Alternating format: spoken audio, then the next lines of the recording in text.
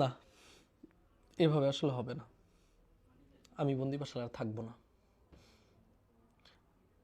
এরকমটা কেমনে করতে পারলো আমার সাথে? এটা হয়? এই টার্গেট ডিউ নিয়ে সব প্রমোশন আমি করছি, প্রত্যেকটা দিন স্টুডেন্টদের জন্য ভিডিও দিয়েছি, টার্গেট ডিউ ম্যারাথন ক্লাস নিলাম, ম্যারাথন ওয়ান শট ক্লাস নিলাম, সব করলাম। তো আজকে আমার সাথে এমন করলো কেন কাব্য ভাই? টার্গেট ডিউর প্রথম ক্লাসটা আমি নিতে চাইলাম, কিন্তু দিল কাকে? সৈকত ভাইকে। হ্যাঁ বুঝছি, সৈকত ভাই কেমিস্ট্রি কিং, সৈকত ভাই অর্গানিক বস, তাহলে আমরা তো বানের জলে ভাইসে আসি নাই।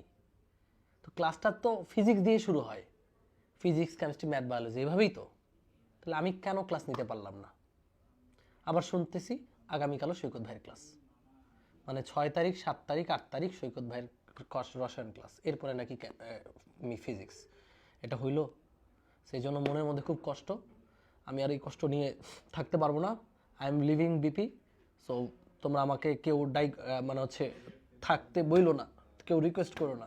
আরেকটা কথা বলি, আমি চলে যাচ্ছি, কিন্তু তোমরা কেউ সৈকত ভাইয়ের ক্লাসগুলো মিস করো না।